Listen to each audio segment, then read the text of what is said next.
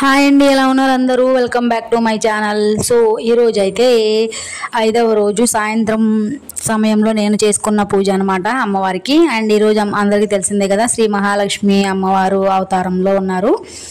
So నాకు పొద్దున పూట ఉదయం టైంలో అమ్మవారికి ప్రసాదాలకి చేయడానికి అసలు టైం ఏం కుదరట్లేదండి. అండ్ సో అందుకని ఈరోజు అమ్మవారి కోసం నేను వడలు అయితే ప్రిపేర్ చేశాను, గారెలు అనమాట మినపప్పుతో. సో సాయంత్రం టైంలో అమ్మవారికి పెట్టేసి శ్రీ మహాలక్ష్మి అమ్మవారి అష్టోత్తర శతనామావళితో పూజ అయితే సింపుల్గా కంప్లీట్ చేసుకున్నాను. అండ్ ఇంకా ఒకళ్ళిద్దరు అయితే నన్ను ఏమడిగారంటే, పూజ చేస్తున్నారు కదా అంత బాగా, మరి కొబ్బరికాయ కొట్టచ్చు కదా అని అడిగారు.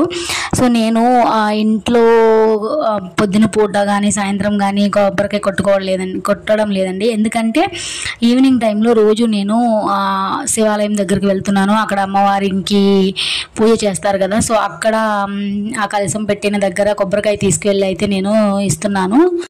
నవరాత్రులు చేసేవాళ్ళు అమ్మవారికి ఒక పూట భోజనం చేసి సాయంత్రం టైంలో ఏదైనా టిఫిన్ కానీ అలా చేసి ఉంటే మంచిది అని చెప్తున్నారు కదా.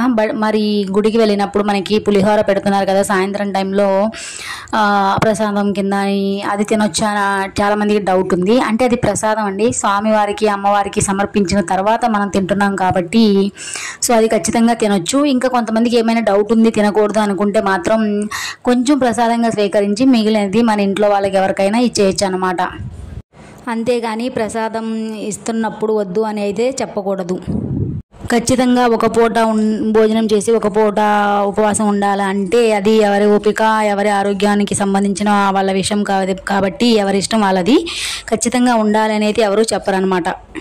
వీడియో నచ్చితే సబ్స్క్రైబ్ చేసుకోండి. Thank you for watching.